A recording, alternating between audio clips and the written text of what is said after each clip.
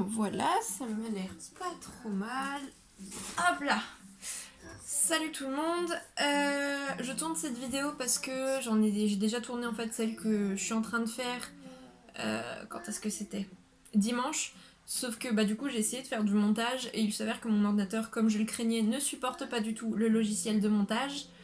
Et du coup, je vais faire, dans un premier temps, je vais vous faire des vidéos qui vont être sans montage. Je sais que c'est particulièrement désagréable, même pour moi, je vais bafouiller, etc. Et je pourrais pas couper ces moments-là. Donc désolée d'avance, mais en même temps, je me dis que si je me lance pas maintenant, il est probable que je me lance jamais. Donc c'est bien, au moins comme ça, vous allez voir l'évolution de la chaîne. J'espère que ça aura quand même évolué d'ici quelques mois, quelques années peut-être. Donc cette première vidéo, ça va être ce que j'ai appelé le format la bibliothèque du mois, où je vais vous parler un peu de tous les bouquins que j'ai achetés, que ce soit des classiques de la littérature ou que ce soit de la littérature actuelle, donc plus des thrillers ou ce genre de choses. Là en l'occurrence, j'ai toute la pile qui est à côté de moi, qui est... Alors, c'est pas tous des achats du mois, il y a quelques bouquins que j'avais déjà, mais comme ça je vais vous présenter la bibliographie que j'ai eue pour la fac. Et du coup, à part 3 ou 4 bouquins, c'est tous des bouquins que j'ai achetés au début du mois d'août. Donc du coup, voilà, c'est déjà quelque chose que j'avais fait sur Instagram en story, sauf que c'était très long. Et ça, c'est pas un format qui est adapté pour Instagram, donc du coup, je vais vous faire ça sur YouTube plutôt, donc sans montage malheureusement. On excusera mon accoutrement, mais c'est mon jour de repos, donc voilà. Et la lumière également, parce que je filme à 21h. J'ai repoussé un peu toute la journée le moment de tourner, et enfin, je sais que si je tourne pas aujourd'hui, je vais repousser encore et encore, et au final, je me lancerai jamais. Donc voilà, assez de blabla, on va commencer. Donc j'ai 1, 2, 3, j'ai 4 tas de livres que j'ai classés. Donc le premier, c'est l'énorme colonne qui va se péter la gueule incessamment sous peu, qui est la bibliographie pour la fac. La deuxième partie, ça va être des classiques de la littérature qui sont pas pour la fac, mais que je devais acheter, donc que j'ai acheté. La troisième pile, c'est la littérature actuelle que j'ai acheté. Et la dernière, c'est pas vraiment des bouquins que j'ai achetés, c'est plus ceux que je suis en train de lire en ce moment. Certains vont, quand je les aurai finis, vont trouver leur place dans un autre format dont je vous parlerai dans peu de temps. Et ceux qui seront pas adaptés pour ce format-là, peut-être que je vous ferai un rapide débrief sur Instagram. Je vous mettrai le lien de ma story Instagram, bien sûr, Sarah, de mon compte Instagram dans la description. Et je pense que je vous mettrai, du coup, vu que je peux pas faire de montage, je vais pas pouvoir vous mettre les titres des œuvres et le nom des auteurs directement sur la vidéo, donc je vous mettrai tout dans le bon ordre. Je vais essayer en tout cas dans la description, comme ça si vous voulez retrouver, voilà. Bon, j'avais dit que je commençais il y a déjà trop longtemps à mon goût. Donc, les bouquins pour la fac, c'est que ceux du semestre 1, parce que ceux du semestre 2, mine de rien, ça fait un bon paquet de livres, ça représente un coût, et c'est pas pour tout de suite, donc je vais essayer d'étaler un peu mes dépenses. Donc, hop, il y a plusieurs cours. La musique va être un chouïa forte. Hop, si ça vous intéresse, je mettrai le lien éventuellement de la playlist que j'écoute sur Deezer dans la description. Ça va faire beaucoup de choses à mettre dans la description, je vais oublier. Donc, le premier cours, c'est la littérature française Moyen-Âge 16e siècle, qui est un cours qui me faisait un peu peur parce que la littérature de cette période-là, c'est pas ce que je préfère.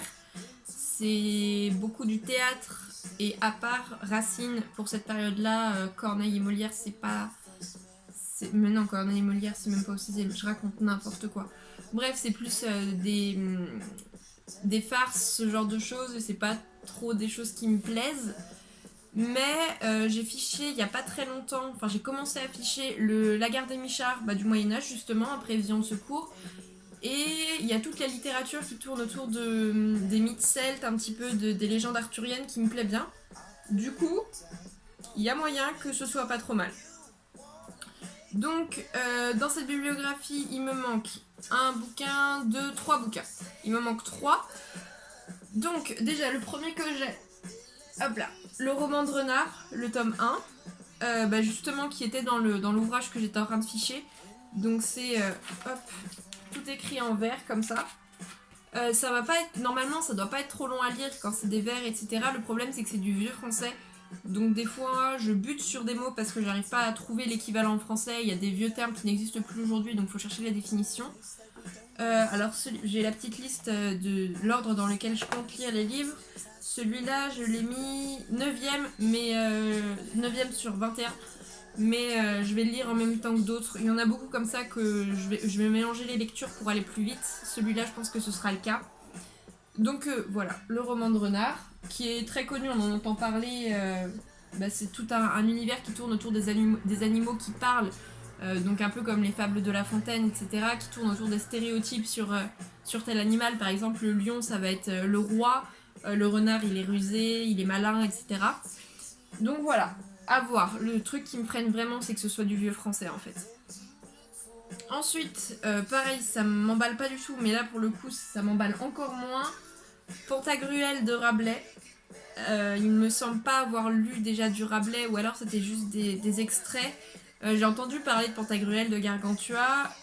Oui, si, j'ai dû lire des extraits peut-être au lycée. Pour les cours de français, c'est possible, un extrait de Gargantua. Mais ça m'emballe pas, quoi.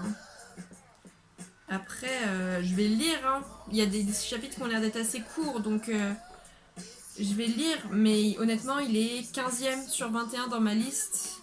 Donc je pense que je vais surtout lire des extraits dans un premier temps avant d'aller en cours pour avoir une idée de quoi ça parle. Mais je suis pas emballée du tout. Mais après, peut-être que je vais changer d'avis. Hein. Peut-être qu'en commençant, finalement, je vais me rendre compte que c'est super bien. J'espère. Changer d'avis dans ce sens-là plutôt que de penser que ça va être super bien et en fait d'être très déçue. Je préfère quand ça va dans ce sens-là. Mais on verra. Je vais essayer que ce soit pas trop long parce que du coup, je peux pas faire de montage. Donc si ça dure 1 heure, ça va être très long. Ensuite, Racine et Shakespeare de Stendhal, qui m'a coûté 13€, c'est bien ce qui me semble. Les bouquins un peu théoriques comme ça, surtout qui sont pas en format poche en fait, parce que là c'est même pas un grand format, c'est un format un peu sorti de nulle part. C'est cher en général.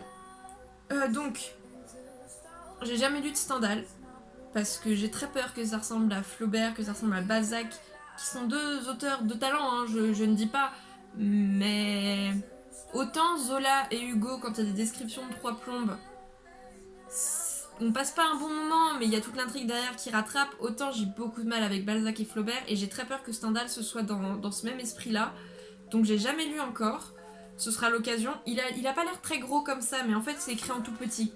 Donc au final, si on met en format poche plus à une taille de police correcte, le bouquin est assez épais, je pense. Donc je pense que je vais lire petit bout par petit bout. Lui, je l'ai mis combien ? Ouais, c'est le dernier sur ma liste. Pourquoi c'est le dernier sur ma liste ?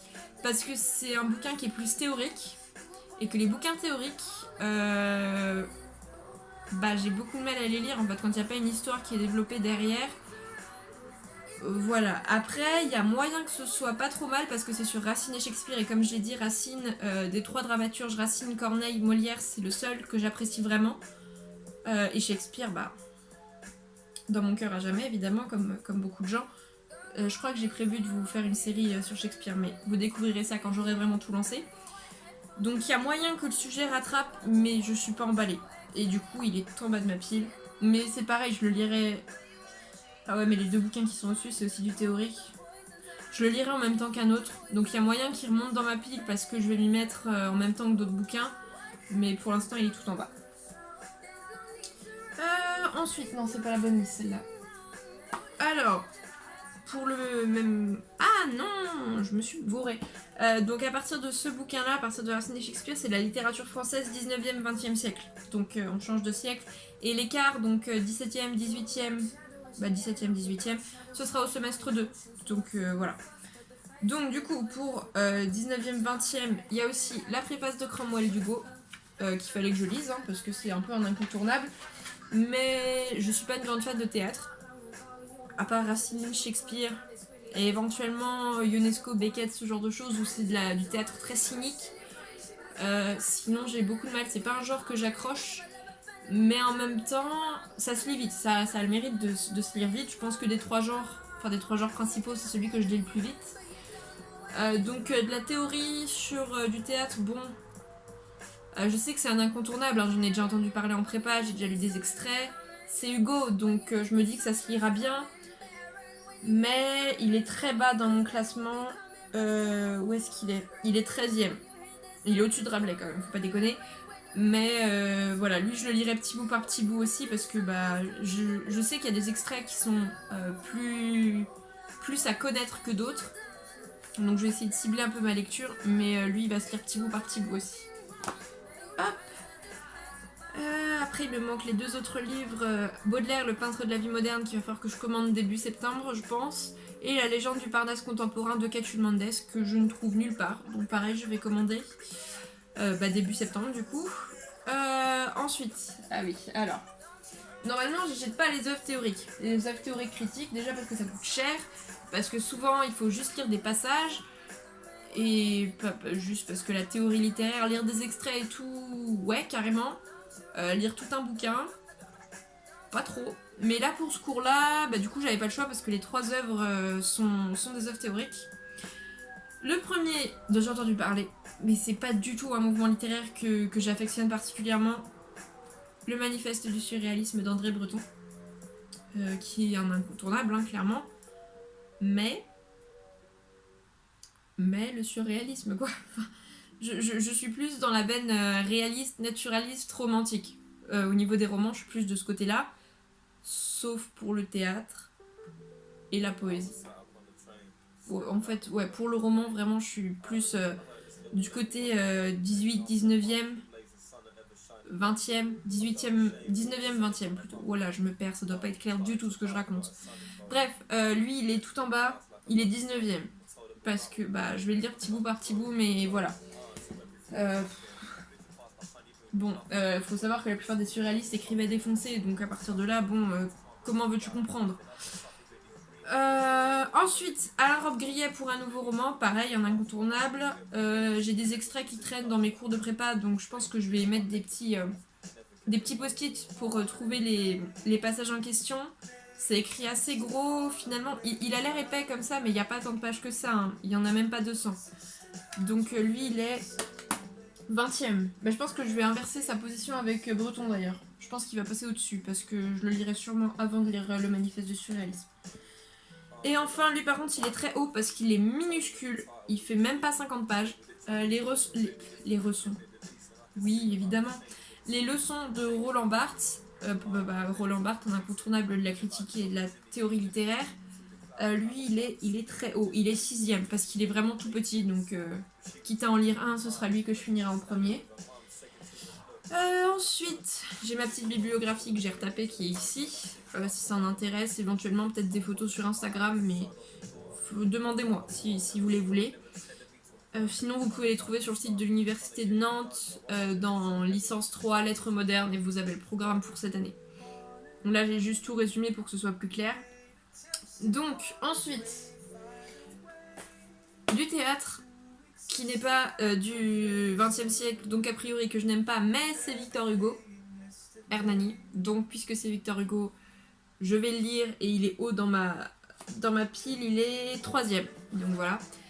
Il va bien se lire, hein, c'est du théâtre donc ça se lit vite, c'est Victor Hugo donc ça va se lire encore plus vite. Je voulais lire Hernani, je voulais aussi lire Ruy Blas. Je sais plus si j'ai Ruy Blas.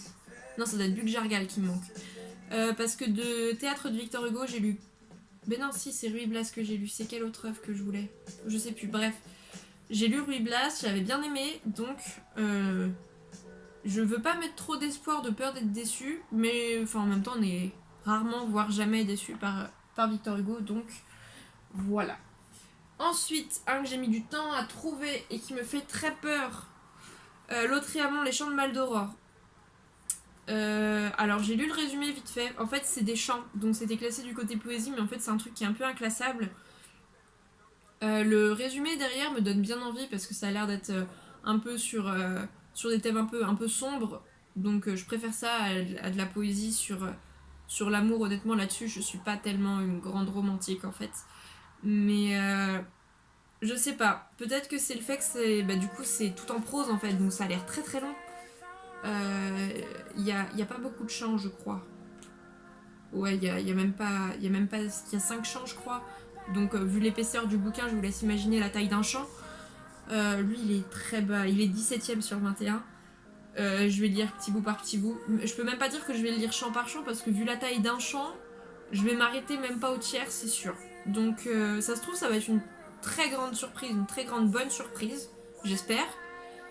Mais il me fait très peur pour l'instant. C'est pas le seul, hein. Il y en a un qui me fait encore plus peur et qui est encore plus épais. Et qui est plus bas du coup, juste après. Ensuite, celui-là, c'est pas qu'il me fait peur, c'est qu'il me laisse sceptique. Aragon, le paysan de Paris. Pourquoi? Parce que j'avais Aragon au programme comme toutes les prépas de France l'année dernière. Et c'était un recueil de poésie, c'était le roman inachevé. Et en poésie, c'était vachement cool. C'est comme, en fait, c'est comme toute la poésie du 20e. C'est pour ça que j'aime aussi beaucoup la poésie du 20e. C'est que c'est tellement tordu qu'aucun critique peut vous dire que votre interprétation, elle est mauvaise tant que c'est pas en contresens avec le reste. Vous pouvez dire n'importe quoi tant que ça match avec le reste. Personne peut vous dire que c'est pas ça que l'auteur a voulu dire. Du coup, c'est vachement cool pour ça. C'est d'ailleurs ça qui m'a fait aimer la poésie. C'est d'étudier Mallarmé il y a 2 ans en première année de prépa. Vraiment, je me suis dit, mais putain, c'est trop bien. Tu peux faire dire ce que tu veux au texte. Personne peut te dire, non, là, la couleur verte, c'était pas pour ça. Parce que personne n'en sait rien. Et ça, c'est très cool. Le problème, c'est que là, c'est un roman. Et comme je vous ai dit... Non, je vous l'ai peut-être pas dit. Voilà, le roman du 20e siècle, le nouveau roman, tout ça...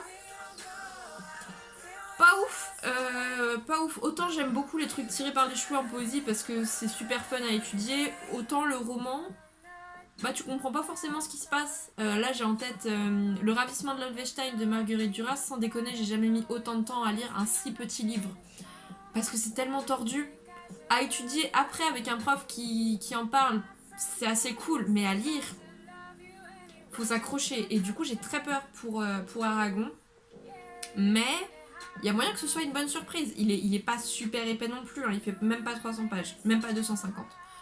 Donc il y a moyen, mais je suis sceptique. Donc lui, il est 14e sur 21 et il est mélangé avec quoi? Il est juste après Hugo, préface de Cromwell. Je vais peut-être pas lire les deux en même temps parce que les deux m'emballent pas trop. Je sais pas, je verrai. Hop, ensuite.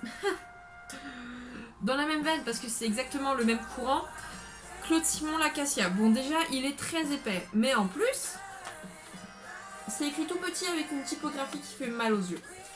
Du coup, je sens que ça va être très compliqué. Lui, il est très bas dans ma pile, je crois. Simon, il est 16e. Il est juste au-dessus de Lautréamont et il est au-dessus juste parce que c'est un roman et que Lautréamont, c'est des chants, honnêtement. Et que du coup, ça, c'est censé être plus simple à lire. J'ai lu que des extraits de Claude Simon, notamment de L'Herbe, je crois, et Les Gommes. C'est Robe Grillée, Les Gommes? Je crois que c'est Robe Grillée, Les Gommes, donc ça doit être L'Herbe, Claude Simon, j'ai lu des extraits. Bref, du coup, lui, il me fait assez peur. Après, j'ai peur aussi de mettre trop d'espoir en lisant la 4e de couverture, parce que c'est des romans qui sont tellement perchés, et le style est tellement pas facile à lire, souvent, que le résumé peut être très bien, je vais me faire de faux espoirs et je vais tellement buter contre le style en fait que ça va me gâcher le plaisir de la lecture. Donc ouais, lui je sais pas en combien de temps je vais le finir honnêtement. Je pense que je vais lire le début avant la rentrée quand même. Bon, en même temps vu la pile de livres que j'ai à lire, si je veux lire le début de chaque œuvre avant la rentrée, il va falloir s'y mettre. Bref, donc ça c'était la fin pour ce cours-là. Ensuite, littérature comparée, l'Europe littéraire. Pour ceux qui ne savent pas, la littérature comparée, le principe c'est de prendre la littérature française et des œuvres d'autres pays. Là en l'occurrence ça va être des œuvres d'Europe. Et du coup de les confronter, d'essayer de voir les points communs, les divergences. Et ce qui est cool c'est que pour avoir étudié la littérature anglo-saxonne, les mouvements littéraires, il y en a qui se ressemblent. Mais c'est pas forcément la même chose du tout. La littérature allemande, c'est très spécifique aussi, même si je suis pas du tout calée là-dedans. Et du coup, c'est des façons de procéder qui sont pas du tout pareilles. Pour avoir lu beaucoup de littérature américaine, par exemple, les thèmes qui reviennent souvent, ça n'a rien à voir avec ce qu'on va retrouver en Europe. C'est souvent, dans la littérature du sud des États-Unis en tout cas, c'est surtout sur la guerre de sécession, ce genre de choses, l'abolition de l'esclavage, tout ça.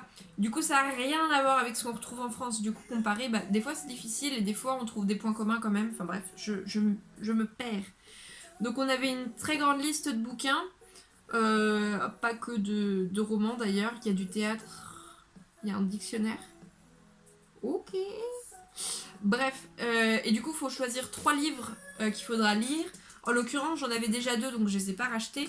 Les essais de Montaigne, voilà, que j'avais acheté parce que bah voilà, c'est quand même un truc à avoir dans une édition classique et compagnie. Oui, lui je l'avais eu dans une boutiquerie. Décidément, on invente des mots aujourd'hui. Une bouquinerie. Et du coup, j'ai que le chapitre sur les cannibales à lire et le chapitre de l'art de conférer. Donc ça, je vais le lire avant la rentrée. D'ailleurs, je l'ai même pas mis dans ma liste. Hop. Ensuite, j'avais aussi l'illusion comique de Pierre Corneille. Comme je vous ai dit, je ne suis pas une grande fan de Corneille. Je sais même pas si je préfère Molière ou Corneille. Honnêtement, dans les deux, j'en ai aucune idée. J'ai lu très peu de pièces des deux. Est-ce que j'ai lu une pièce de Molière? Je vais me faire taper dessus, mais je crois que j'ai jamais lu de pièce de Molière. Parce que j'en ai jamais étudié au collège. Au lycée, j'ai fait que le roi se meurt. J'avais fait quoi? Bref, on s'en fout, mais je crois que j'ai jamais lu de Molière. J'ai lu que des extraits et bof. Donc, l'illusion comique, j'en ai parlé en première année de prépa, je l'avais pas lu, j'avais juste lu des extraits. Bah, je vais le lire parce que je vais pas avoir le choix, mais je suis pas emballée. Mais c'est uniquement parce que j'aime pas le théâtre et je suis pas fan du théâtre de Corneille. Donc, mais après, ceux qui aiment bien la comédie un peu cynique, je pense que ça vous plaira. Moi, je suis plus dans la tragédie, donc voilà. Ensuite, lui, je l'ai acheté, c'est le seul que j'ai acheté de la liste. C'était un auteur que je voulais découvrir, c'était un bouquin que je voulais lire. Goethe, Les souffrances du jeune Werther, qui du coup est premier sur ma liste de lecture, que je vais lire dès que j'aurai fini le bouquin que j'ai en cours. Parce que, pour ceux qui connaissent pas, c'est un bouquin qui a provoqué une épidémie de suicide en Allemagne à sa sortie. Et du coup, juste ça suscite un peu la curiosité. Et du coup, bah, comme Goethe, c'est un peu une figure assez emblématique de la littérature allemande, comme je connais rien à la littérature allemande, bah, c'est l'occasion. Donc lui, je le lirai. En plus, il est pas épais du tout. Lui, je le lirai dès que j'aurai fini le bouquin en cours. Enfin, l'un des bouquins en cours, en tout cas. Parce que j'en ai beaucoup trop. Ensuite, donc j'ai une petite liste de 3 livres à lire. Donc il y a le chapitre de l'art de conférer de Montaigne. Il y avait la pièce de théâtre La vie est un songe de Calderon, qui est pas grosse du tout. Je connais pas du tout Calderon, mais bon, déjà le format est assez sorti de nulle part. Et c'est pas épais du tout. C'est du théâtre, donc ça va bien se lire. Donc lui, je l'ai mis assez haut. Il est 5ème sur ma liste de lecture. Voilà. J'ai aucune idée de ce que je suis censée en attendre. Donc je vous ferai sûrement un débrief sur Instagram quand je l'aurai... Peut-être quand je l'aurai commencé un petit peu pour vous donner mes premières impressions et puis quand je l'aurai fini. On va essayer d'accélérer la cadence, je sens que ça va être très long. Ça, du coup, pour ce cours-là, c'est bon. Où est-ce que j'ai mis mon autre feuille? Elle est là. Hop. Si on ne pas nous disperser. Ensuite, oh, j'ai réussi à avoir tous les bouquins que j'avais. Oh, 1, 2, 3, 4. Oui, je les ai tous. Incroyable. Hop là. Donc là, c'est aussi dans la littérature comparée, sauf que là, c'est un cours qui a un titre spécifique. Salomé, mythe fin de siècle. J'aime beaucoup la reprise de mythes dans la littérature pour les détourner un petit peu, etc. Surtout dans la littérature au XXe, où on reprend des vieux mythes et des vieilles pièces qui ont été faites. Je pense par exemple à Anouilh qui a repris Antigone, sa reprise qui est d'ailleurs, je pense, ma pièce de théâtre favorite, que j'ai relue il n'y a pas très longtemps. Si vous l'avez pas lu, je vous la conseille vraiment. C'est pas long du tout et ça se lit super bien, c'est juste incroyable. Bref, je m'égare, j'attends beaucoup de ce cours, en gros c'est tout ce qu'il faut retenir. Sauf que le premier livre de la bibliographie, c'est Flaubert. Et Flaubert, j'ai juste lu une nouvelle de lui, c'est Un cœur simple quand j'étais en seconde. Après, j'ai juste lu des extraits de l'éducation sentimentale, ça m'a grièvement refroidi. Bon, déjà, Un cœur simple m'avait pas spécifiquement emballé, mais bon, il y avait moyen, mais non. Du coup, bah là, j'ai dans 3 contes. Le dernier, c'est Hérodias, qui est justement dans ma bibliographie. Donc, bah, je vais le lire. J'ai aussi Un cœur simple, justement, qui est le premier conte, donc je pense que je vais le relire pour l'avoir en tête et pour me refaire une idée. Et le deuxième, je connaissais pas du tout, c'est Saint-Julien l'Hospitalier, donc lui, je pense que je le lirai quand j'aurai le temps, si un jour j'ai le temps. Mais voilà, lui, il est combien sur ma liste? Je crois que je l'ai mis assez haut, mais uniquement parce que c'est une nouvelle en fait, donc c'est pas trop long. Ouais, il est 11ème sur ma liste. Flaubert serait jamais arrivé 11ème sur ma liste si ça avait été plus long. Honnêtement, l'éducation sentimentale aurait été tout en bas de ma pile. Hop, les fans de Flaubert vont me frapper, mais c'est pas grave, moi je n'aime pas beaucoup. Ensuite, Huysmans à rebours. Alors on nous demande de lire que le chapitre 5, sauf que j'aime pas lire juste un chapitre du 9 parce que j'ai pas tout le contexte, etc. autour. Donc je pense que je vais lire le chapitre 5 dans un premier temps parce que j'aurai pas le temps de lire tout le bouquin avant la rentrée. Mais je vais lire le chapitre 5 et après je commencerai à lire le truc en entier. Je pense que je vais faire comme ça. Lui il m'intrigue beaucoup, je connais pas du tout Huisman, je sais pas si on doit dire le S à la fin. Donc lui je l'ai mis assez haut je crois dans ma pile, enfin plus bas que ce que j'aurais aimé mais c'est uniquement parce que j'ai trop de bouquins à lire en fait. Il est 12ème. Il est en dessous Flaubert. Ouais mais c'est parce que Flaubert c'est des nouvelles aussi. Bref, mais de toute façon je pense que je lirai Flaubert et Huisman en même temps. Ensuite...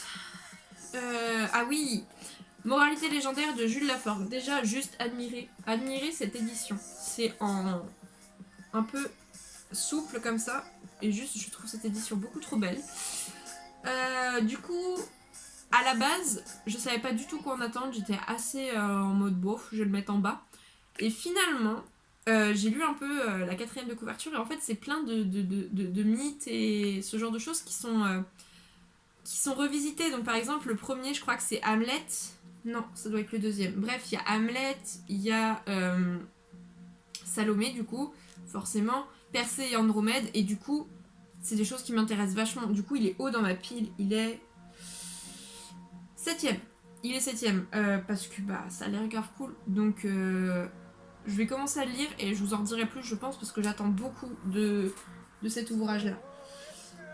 Ensuite, on va y arriver. Hérodiade de Mallarmé, qui en fait, dans son recueil de poésie, mais qui est sous forme de pièce de théâtre, parce que Mallarmé ne posait pas de questions.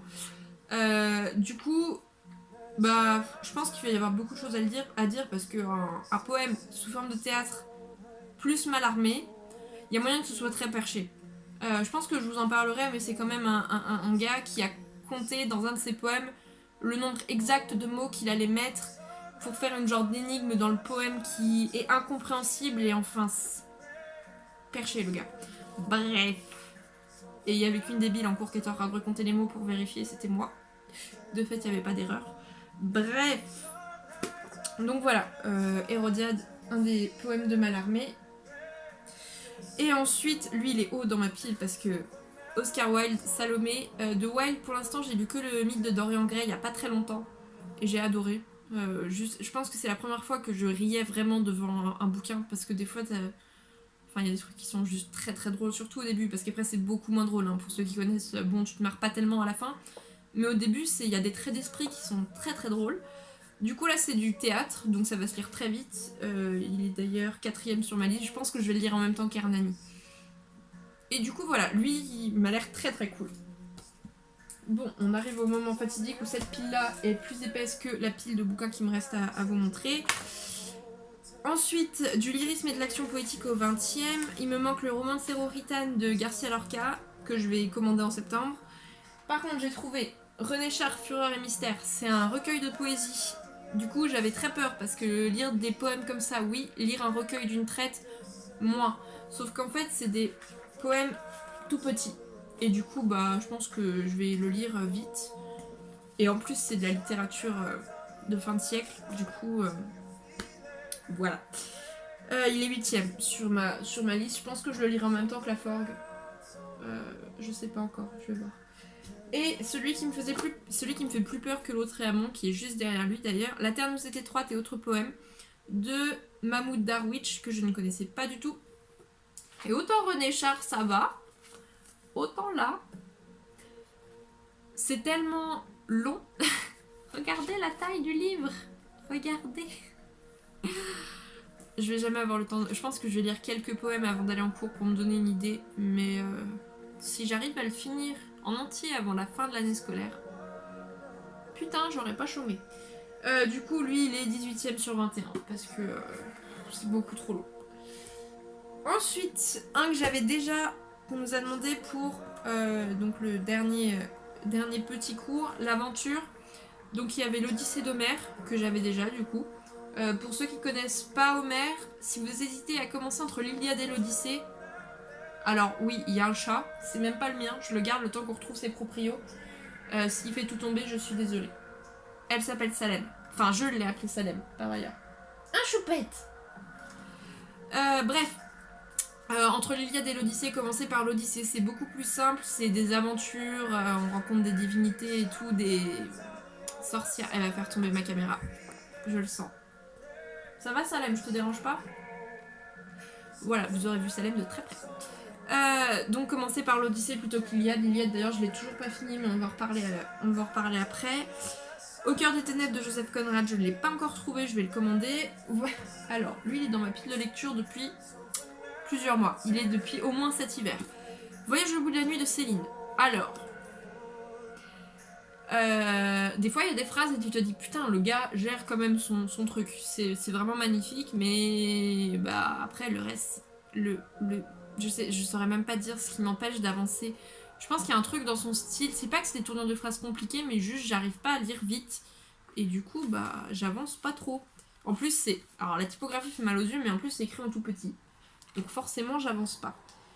Du coup lui il est déjà commencé et c'est que les chapitres consacrés à l'Afrique et heureux hasard c'est pile poil le moment où je suis rendue. Donc comme ça j'aurais pas à relire tout le début. Donc voilà. Donc lui il va aller dans la pile de bouquins que je suis en train de lire qui est juste derrière. Ensuite c'est les deux cours compétences transversales. Le premier c'est grammaire et stylistique. Alors là ça va plus être des manuels théoriques. Déjà il me manque le manuel de grammaire qui est le Grévis de l'étudiant pour ceux qui connaissent, qui est une très bonne série de livres de grammaire, même pour le lycée, etc. Vous avez des Grévis pour le lycée, etc. Je vous conseille vraiment. Et pour la stylistique, le Hertzberg. Donc, alors Hertzberg c'est le nom de l'auteur, donc on l'appelle le Hertzberg. Stylistique de la prose, pour ceux qui vont rentrer en prépa, etc. Ou même en licence, je vous conseille parce qu'il est très bien. Par contre, il est assez compliqué.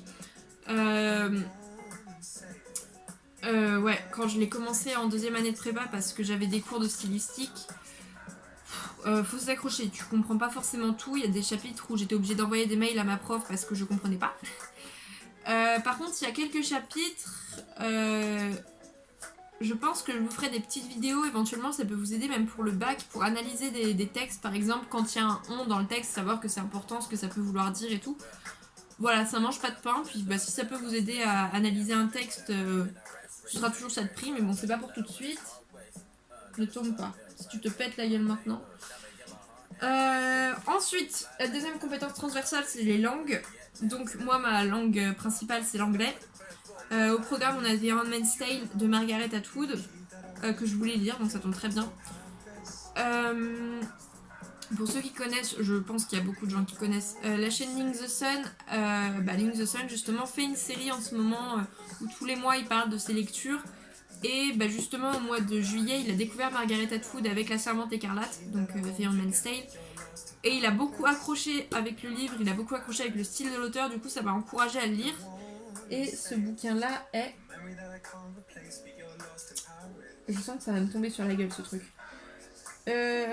Atwood, il est 10ème. Pourquoi est-ce qu'il est aussi bas? Déjà parce que les bouquins au-dessus me font beaucoup plus envie.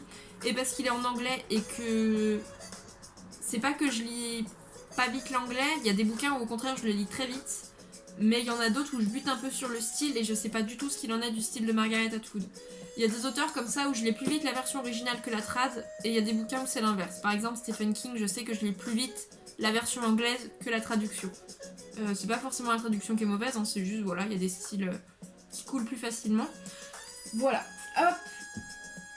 Et ma langue ancienne, c'est le grec. Je n'ai jamais fait de latin. Et du coup, il y a l'Odyssée que j'ai déjà mis dans la pile. Il y a l'Iliade que j'avais à lire pour ma première année de prépa. Honnêtement, je crois que j'ai même pas dépassé le premier chant.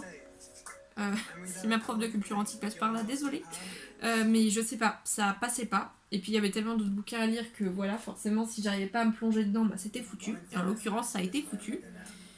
Et le seul bouquin que j'ai acheté pour le grec, j'avais très peur que ce soit aussi épais que l'Iliade. Et en fait, c'est tout petit. Et c'est la Théogonie d'Hésiode, donc la naissance des dieux. Et là, il est pas épais. Mais en plus, c'est une version bilingue. Donc ça veut dire qu'une page sur deux, c'est du grec. Donc il est pas épais du tout. Donc lui, je vais le lire. Il est deuxième. Il est deuxième parce qu'il est pas épais du tout. Et que comme c'est plein de petits chapitres, je vais pouvoir lire petit chapitre par petit chapitre. Et m'entraîner à faire de la traduction. Parce que j'ai pas fait de traduction depuis longtemps. Et il va falloir que je m'y remette. Sinon, je vais être un peu dans la merde à la rentrée. Donc voilà. Hop là. Et du coup, il reste plus que le Tourcel. Alors le Tourcel, pareil, c'est du nom d'un de ses auteurs. C'est littérature, 150 textes théoriques et critiques que je recommande à toute personne entrant dans le supérieur, dans une filière qui touche à la littérature. Parce que dedans, vous avez une compilation de tous les extraits importants de tous les théoriciens et critiques de la littérature.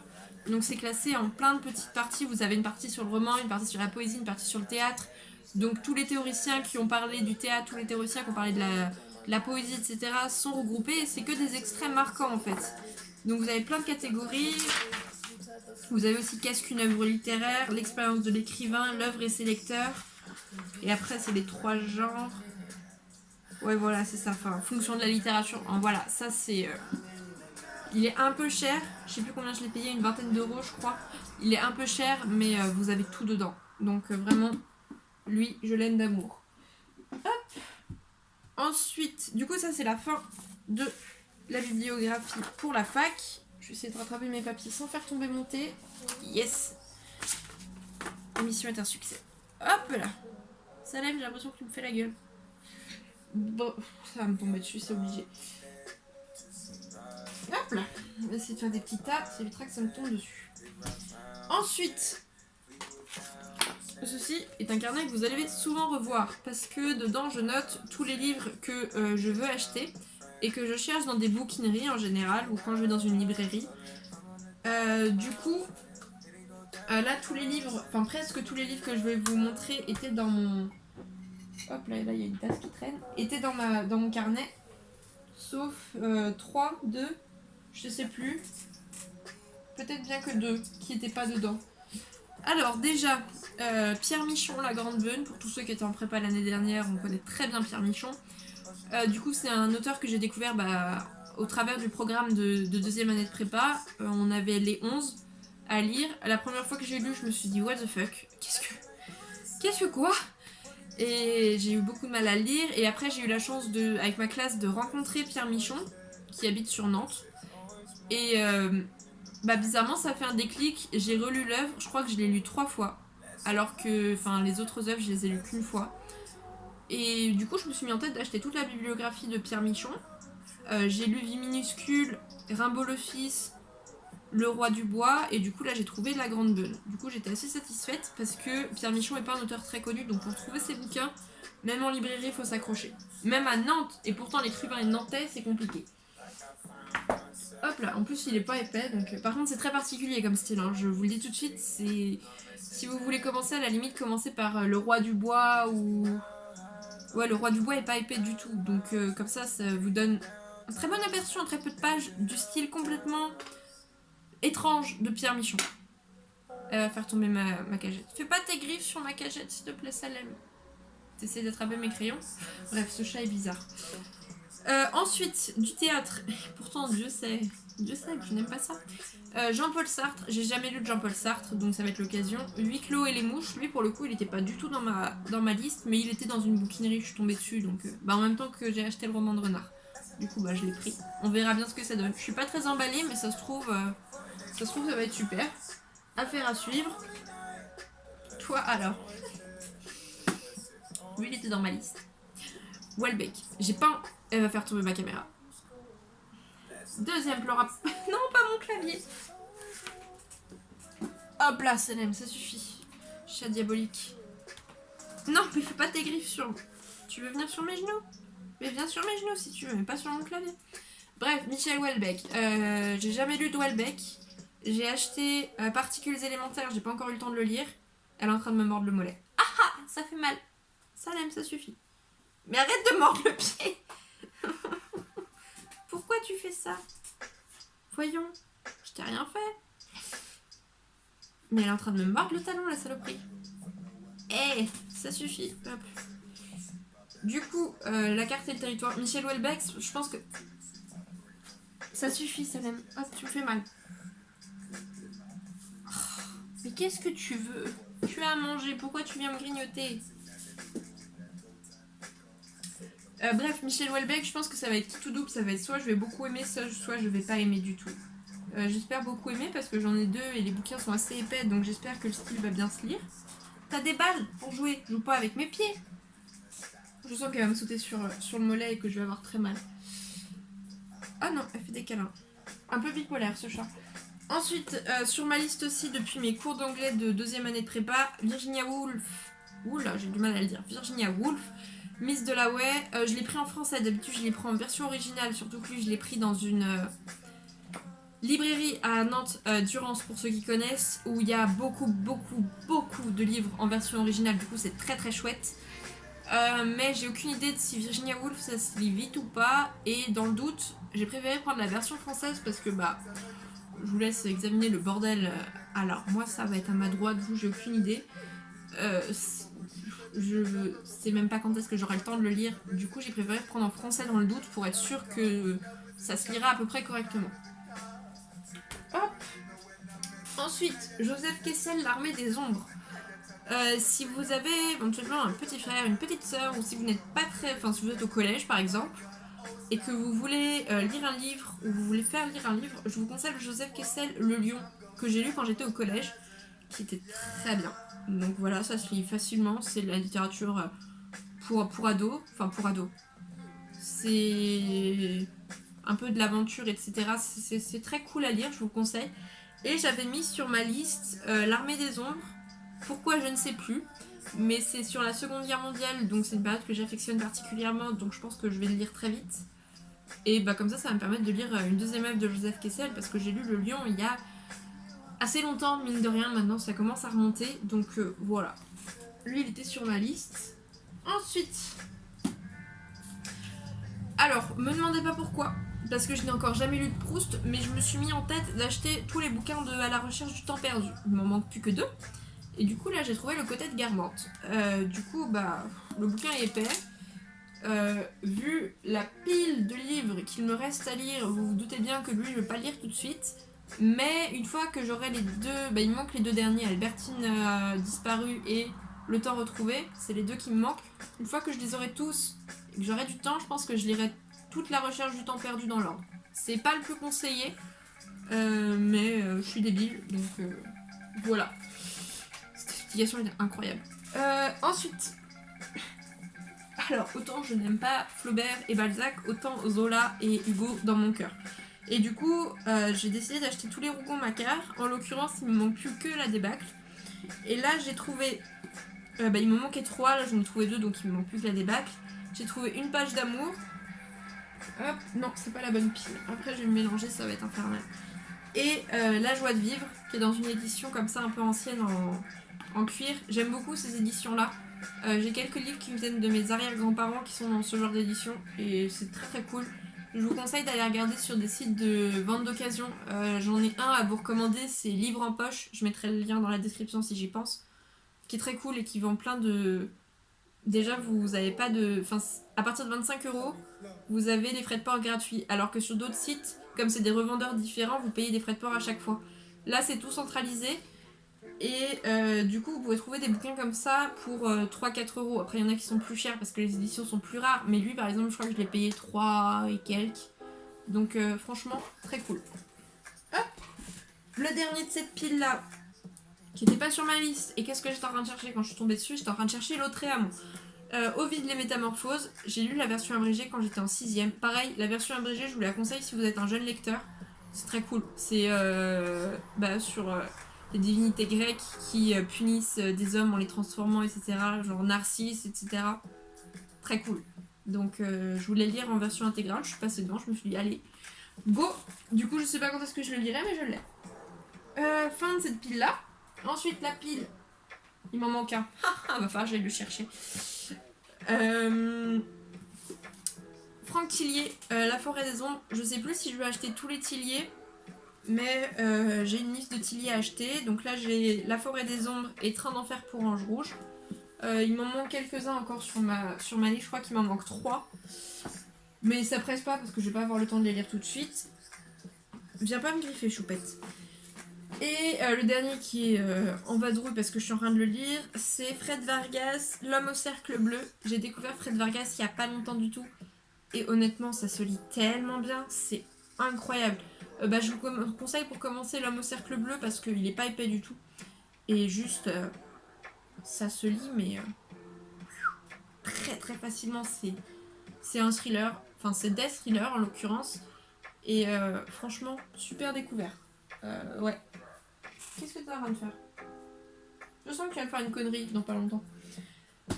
Du coup, fin de cette pile là, du coup il me reste... Oh, on va arriver au bout. Il me reste plus que les bouquins que je suis en train de lire. Donc déjà, il y a L'homme au cercle bleu qui est perdu un peu plus loin dans ma chambre et j'ai la flemme d'aller le chercher. Hop.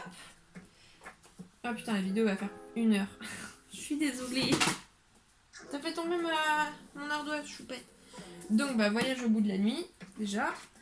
Ensuite, Rester en vie, je l'ai pas encore commencé. Mais c'est un collègue de boulot qui me l'a passé. Ça parle de la dépression, de comment... Sur quoi tu es en train de faire tes griffes? Oh non, ça va. Ça parle de la dépression, de comment on s'en sort, etc. Et je cherche beaucoup ce genre de bouquins qui... Tu vas encore renverser ma poubelle. Qui ne font pas de la dépression un peu ce qu'ils en veulent pour les besoins du roman, qui ne le romantisent, je sais plus. Bref, qui retranscrivent vraiment ce que c'est que cette maladie. Et du coup, j'attends beaucoup de ce bouquin-là. Donc merci Guillaume si tu passes par là. Si je te mets là, tu vas tomber. Hop. Ensuite, j'espère en venir à bout un jour. L'intégrale 1 du Trône de Fer. J'ai fini le tome 1, je suis à peu près au milieu 2/3 du tome 2. Ça se lit très bien, hein, c'est pas le souci, c'est que j'ai plein d'autres livres par-dessus à finir avant, donc il passe un peu à la trappe, mais ça se lit très bien. J'espère venir à bout de cette série un jour. Vu la vitesse à laquelle je vais actuellement, je pense qu'à 60 ans j'y serai encore, mais sait-on jamais. Ensuite, Si c'est un homme de Primo Levi, vu la période, enfin... Pour ceux qui connaissent pas du tout, c'est une autobiographie de Primo Levi qui a été enfermé dans les camps de concentration, je crois qu'il était à Auschwitz. Il me semble qu'il était à Auschwitz. Et du coup, normalement, c'est quelque chose, enfin, ce genre de littérature, c'est quelque chose que je lis fréquemment et que je lis vite. Sauf que là, je bute terriblement sur le style. Ça se voit d'ailleurs parce que j'ai vraiment commencé le bouquin. Pourtant, il est pas gros. J'espère que c'est juste le temps que je m'habitue au style et après, ça va rouler. Mais pour l'instant, voilà, il passe un peu en dessous les autres. Irène Nemirovsky, suite française. Je voulais lire ce bouquin depuis l'adaptation en film. Je suis pas encore à la moitié, mais pas trop loin. Je pense que je vais le finir dans pas trop longtemps, mais là, je suis en train de lire Victor Hugo, Notre-Dame de Paris, que j'ai presque fini. Il me reste une petite centaine de pages à lire. J'avais pas encore lu Notre-Dame de Paris, donc voilà, c'est presque chose faite. Et du coup, une fois que j'aurai fini Notre-Dame de Paris, je m'attaquerai à Goethe. Et du coup, voilà. Et puis, du coup, Fred Vargas qui en vadrouille un peu plus loin. Et puis, je crois que c'est à peu près tout. Il me semble. Pour ce mois-ci, en tout cas. Dites-moi dans les commentaires éventuellement si vous voulez que je rajoute dans la bibliothèque du mois. Elles seront pas toujours aussi longues, parce que là, c'est juste que j'ai des piles et des piles pour la fac. Donc, forcément, ça prend du temps. Mais dites-moi si vous voulez que je rajoute une petite catégorie pour les mangas que j'achète, parce que j'en achète beaucoup. Là, vu le temps que dure cette vidéo, je vais pas vous rajouter ceux que j'ai achetés ce mois-ci. Mais pour les prochains mois, si vous voulez que je vous fasse un débrief des mangas que je regarde et que j'achète, dites-le moi dans les commentaires et puis voilà. Donc voilà, je voulais absolument faire cette vidéo sur YouTube parce que je sais qu'il y a des gens qui veulent retrouver les bouquins dont je parle. Et sur Instagram, c'est compliqué. Donc comme ça, je suis sûre que vous retrouverez. Je vais essayer de pas oublier de mettre tout ce que je vous ai dit dans la description. N'hésitez pas à vous abonner éventuellement, comme ça je vois que ça vous intéresse en tout cas. À mettre des pouces bleus au moins pour dire que vous êtes passé par là. Et puis ma foi, c'était tout pour moi. Je pense qu'on n'est pas trop mal. Désolée pour la qualité du son, j'ai pas de micro. Pour la qualité des éclairages, j'ai pas de lumière. Pour la qualité de la vidéo et probablement le permanent focus qui se fait, c'est parce que je filme avec mon téléphone. Et en plus, ça m'est repassé devant, donc ça se trouve, la fin de la vidéo est complètement floue. Honnêtement, c'est la 4e fois que je filme cette vidéo. Donc même si c'est flou, je vais pas la refilmer, vous aurez l'audio, ce sera le principal. Donc ma foi, voilà. Et demain, je vais essayer de filmer du coup la prochaine vidéo. Il y a 4 formats prévus sur la chaîne. Donc celui-là est le premier, la bibliothèque du mois. Donc Demain, je filme le deuxième. Peut-être que ça sortira demain, peut-être que ça sortira la semaine prochaine. Je ne sais pas encore. Et du coup, je vais être obligée de sortir du chemin pour aller éteindre mon téléphone. C'est pas du tout professionnel, mais tant pis. Je vous souhaite à tous une bonne soirée, bonne journée. Je sais pas quand est-ce que vous regardez cette vidéo. Et on se retrouve très vite, j'espère. En espérant que ça vous a intéressé. Voilà, voilà. Salem, fais pas de conneries.